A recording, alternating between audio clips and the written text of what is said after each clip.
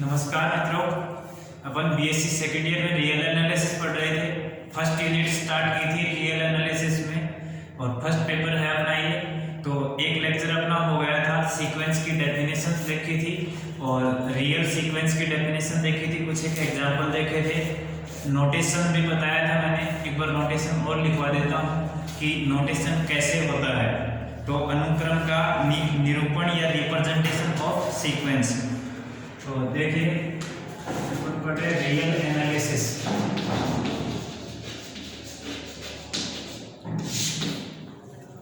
अनुक्रम का निरूपण।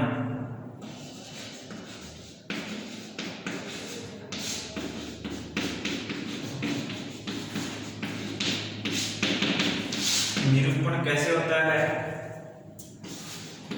यदि x कोई सीक्वेंस है और x n से r में है, सीक्वेंस ऑफ रियल नंबर है, ये नेचुरल नंबर डोमेन हमेशा नेचुरल नंबर रहेगा और जब रियल सीक्वेंस हो तो इसको r से डिनोट करेंगे, ये या तो r होगा या रियल नंबर का सबसेट होगा। ठीक है, x n से r में अनुक्रम है,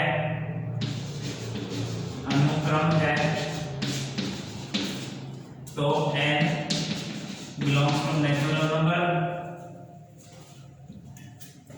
का प्रतिबिंब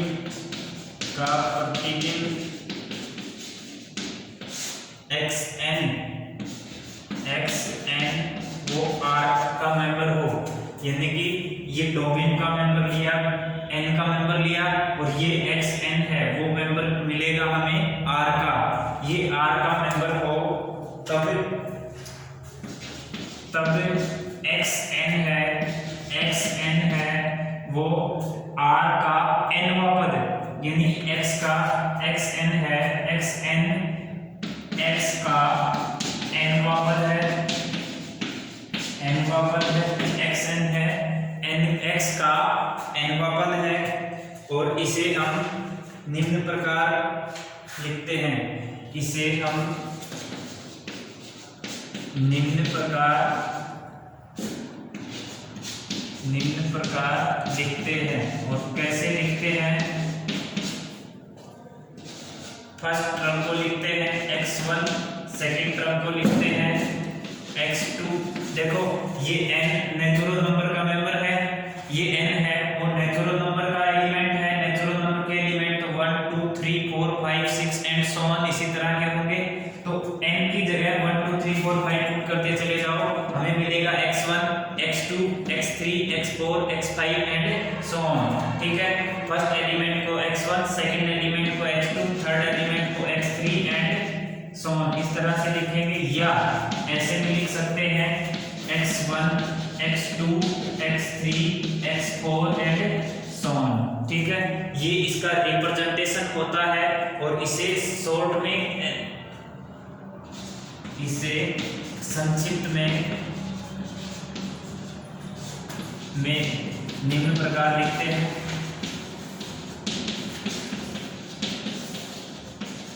और इसको शॉर्ट में कैसे लिखेंगे? ये तो एक कर्ली ब्रैकेट में हो गया, अवयवों का समुच्चय हो गया, यानी कि इस सीक्वेंस के जितने एलिमेंट हैं उन एलिमेंटों का समुच्चय हो गया। और शॉर्ट में कैसे लिखेंगे? ये xn, ठीक है, या तो xn ऐसे लिखेंगे या x और n ऐसे लिखेंगे। अब दोनों तरीके देखो, ऊपर वाले में ये इंक्लूड हो गए, इसको x1 x2 xn और इसमें क्या लिखेंगे? xn और ये ब्रैकेट, ये तो इस नोटेशन का हो गया और इस नोटेशन का हमने ये लिख दिया, जहां n है वो अवयव है नेचुरल नंबर का, जहां ये n है, स्मॉल n है, वो नेचुरल नंबर यानी कि प्राकृत संख्याओं का समुच्चय, n नेचुरल नंबर या प्राकृत संख्याओं का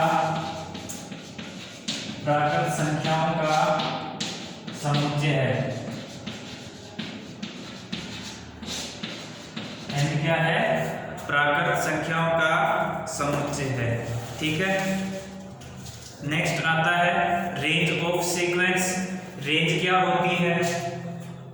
देखो एक बार अनुक्रम का निरूपण कैसे करते हैं? x यदि x कोई सीक्वेंस है वो नेचुरल नंबर से ठीक है, अनुक्रम है, n है वो नेचुरल नंबर, ये यानी कि डोमेन का अवयव है, इसमें से लेंगे और अवयव हमें मिलेंगे किसके, r के मिलेंगे, यानी कि ये मैपिंग ही तो है, फंक्शन पढ़ा था और वो फंक्शन कैसे था, डोमेन से कोडोमेन में था, तो ये एलिमेंट डोमेन का लेंगे और ये एलिमेंट किसका मिलेगा, कोडोमेन का, जो मिलेगा उसको बोलेंगे रेंज का सेट। तो अब अगला जो है रेंज ऑफ सीक्वेंस आएगा, ठीक है, रेंज ऑफ सीक्वेंस, और इसका नोटेशन हम ये इस तरह से करते हैं, शॉर्ट में ऐसे भी लिखते हैं और लॉन्ग मेथड में जो होगा कर्ली ब्रैकेट में लिखते हैं। अब देखिए निरूपण हो गया, इसके बाद में रेंज ऑफ सीक्वेंस, अनुक्रम का परिसर, अनुक्रम का परिसर, और परिसर क्या होगा, या ऐसे लिख लो range of sequence, range of sequence. देखिए रेंज ऑफ सीक्वेंस क्या होगी, अनुक्रम के अलग अलग पदों का समुच्चय अनुक्रम का परिसर कहलाता है, अनुक्रम के अलग अलग पदों का समुच्चय, अलग अलग पदों मतलब कि जैसे वो आया था x1 x2 x3 and so on, इस तरह से आया था, अनुक्रम के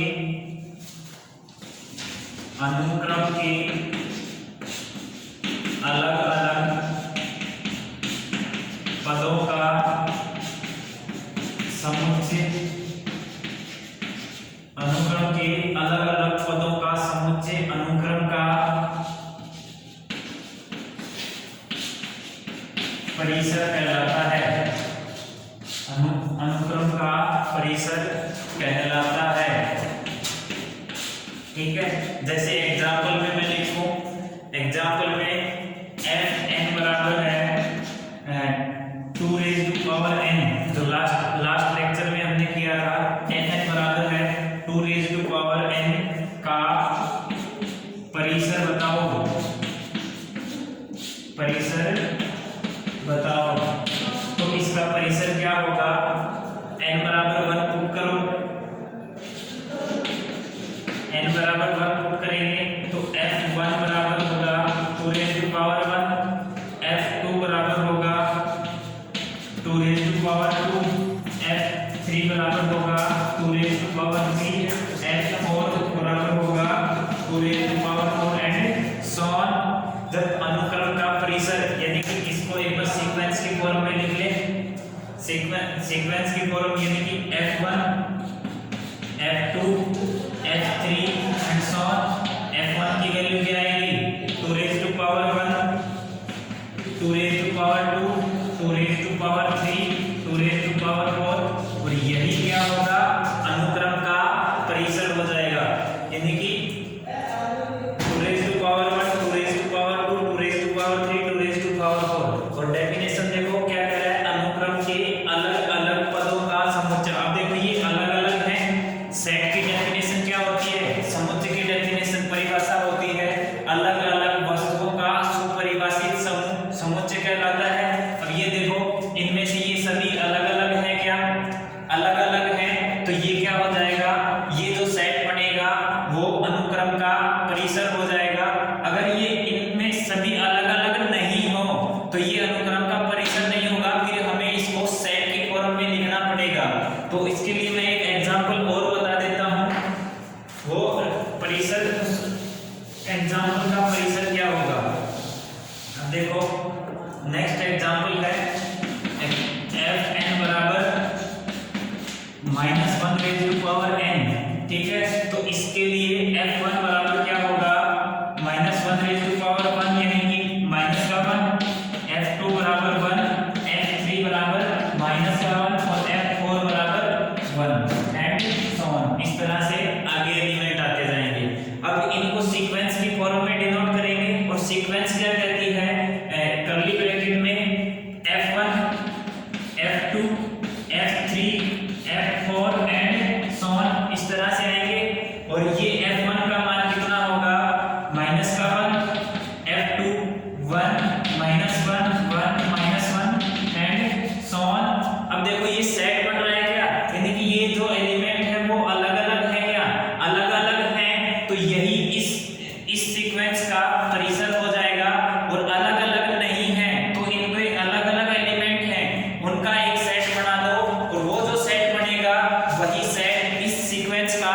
परिसर होगा।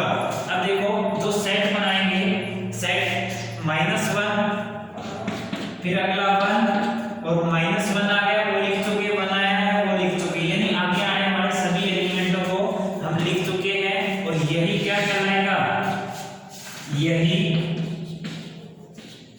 सीक्वेंस या अनुक्रम का, यही अनुक्रम का परिसर होगा,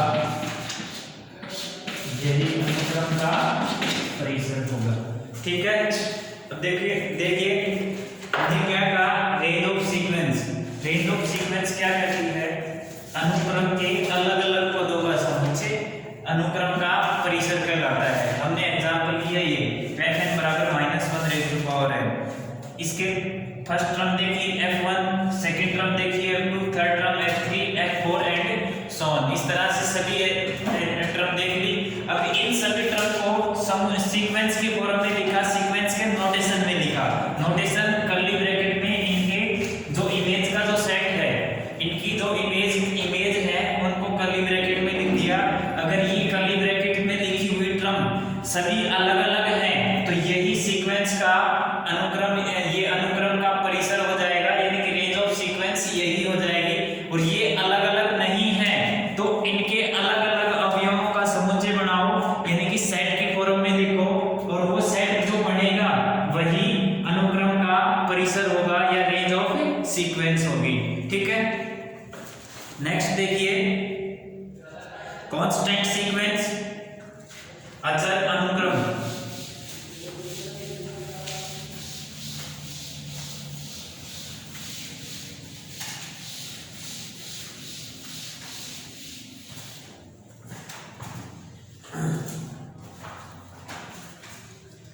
अचर अनुक्रम यानी कि कांस्टेंट सीक्वेंस। कांस्टेंट सीक्वेंस यानी कि रेंज ऑफ सीक्वेंस, सीक्वेंस का रेंज सेट केवल सिंगलटन एलिमेंट हो, एकमात्र अवयव हो तो रेंज ऑफ सीक्वेंस कहलाता है। या दूसरी भाषा में ये कहें कि xn बराबर c हो, n के प्रत्येक अवयव के लिए सीक्वेंस का मान एक कांस्टेंट हो तो वो कांस्टेंट सीक्वेंस कहलाती है। अब देखिए एक अनुक्रम xn, एक अनुक्रम xn, जहां इसको ऐसे भी लिखते हैं या तो इसमें लिख दो या कर्ली ब्रैकेट में लिख दो। ठीक है, सीक्वेंस है, कर्ली ब्रैकेट में भी लिखते हैं और ऐसे भी लिखते हैं। एक अनुक्रम xn जहां xn बराबर c हो और c किसका मेंबर हो, r का। जब सीक्वेंस ऑफ रियल नंबर पढ़ रहे हैं तो ये जो c है वो r का अवयव होना चाहिए, जहां xn बराबर c और c मेंबर है r का। For n belongs to natural number, यानी कि x है वो क्या होता है, नेचुरल नंबर से r क्या होता है, ये नेचुरल नंबर, इसके प्रत्येक अवयव के लिए xn अगर c आ जाए, यानी कि प्रत्येक नेचुरल नंबर के लिए xn का मान एक कांस्टेंट आ जाए, कांस्टेंट अवयव किसका हो, r का हो, तो ये जो सीक्वेंस होगी वो एक कांस्टेंट सीक्वेंस होगी। For n belongs to natural number को अचर अनुक्रम कहते हैं, को अचर अनुक्रम कहते हैं। ठीक है, जैसे मैं एक एग्जांपल लिखूं, एग्जांपल है fn बराबर है 10, fn बराबर है 10, तो इसमें सभी वैल्यू पुट करते चले जाओ। f1 बराबर क्या होगा, वो भी 10 होगा, f2 क्या होगा, वो भी 10 होगा, f3 क्या होगा, वो भी 10 होगा, एंड सो ऑन। आगे वाली सभी नेचुरल नंबर के लिए इसकी वैल्यू 10 आएगी। कांस्टेंट फंक्शन जो होता है वही कांस्टेंट सीक्वेंस होती है। तो ये क्या है, कांस्टेंट फंक्शन है, 1 के लिए भी 10 है, 2 के लिए भी 10 है, 3 के लिए भी 10 है, एंड सो ऑन। प्रत्येक नेचुरल नंबर के लिए इसका मान 10 है। ठीक है। तो यहाँ से अपन सीक्वेंस में लिखेंगे, तो सीक्वेंस क्या होगी, first term 10, second term 10, third term 10, fourth term 10 and so on. ठीक है, आगे ऐसे ही चलता रहेगा। और ये क्या है, 10 10 10 10, कोई सेट पढ़ नहीं रहा है, केवल एक एलिमेंट है, ये सेट हो जाएगा, या इसको रेंज सेट बोल देंगे, रेंज ऑफ सीक्वेंस या अनुक्रम का परिसर, अनुक्रम का परिसर। ठीक है, एक बार नोट लगा के लिख लो, यदि अनुक्रम का परिसर सिंगलटन सेट हो, यानी कि एकल समुच्चय हो, तो वह कांस्टेंट सीक्वेंस कहलाती है। नोट लगा के लिख लो, यदि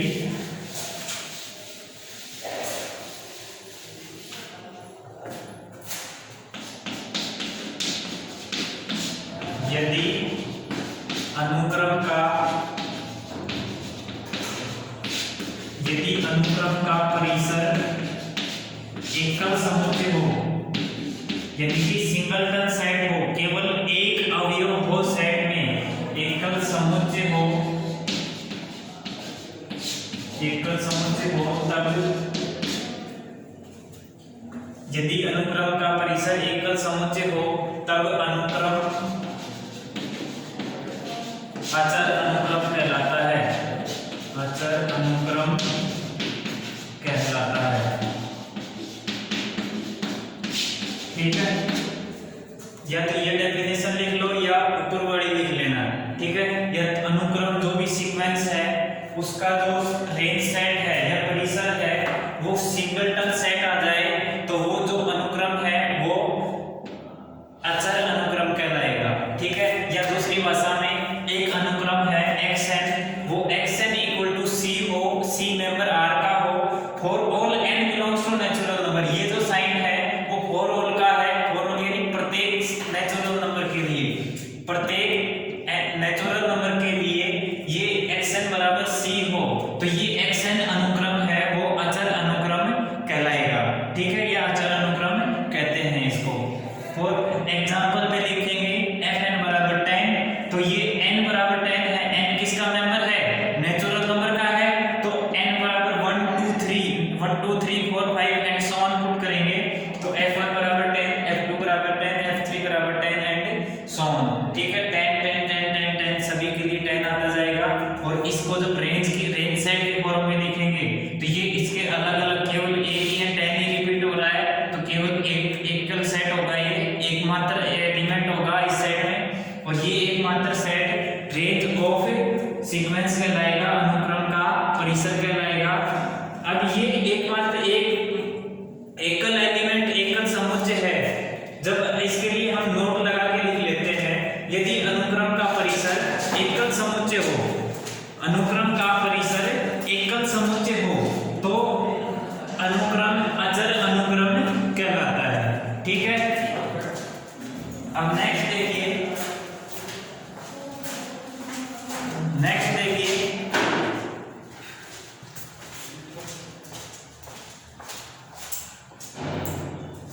एग्जाम्पल दे रखा है 3.01। ये कह रहा है कि माना कि x है वो n2r है, x कह रहा है n2r कह रहा है, और xn बराबर 4 प्लस 1/2n, xn बराबर है 4 प्लस 1/2n। ठीक है, ये कह रहा है।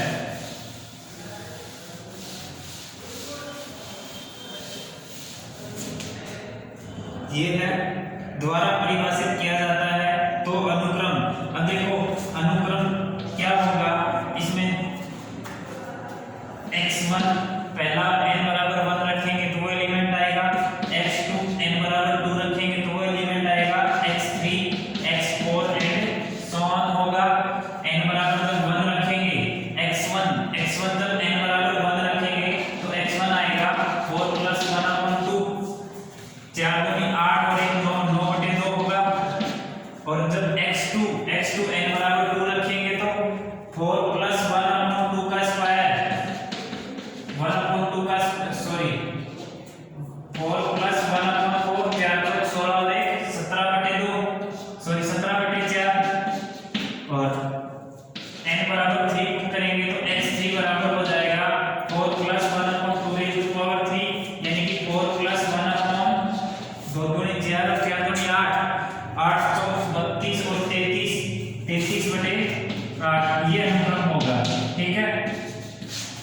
तो ये अणु x है वो n से r में अनुक्रम दे रखा है, और जहां xn बराबर कह रहा है 4 + 1/2 raised to power n, और इसका जो अनुक्रम है वो ये बनेगा।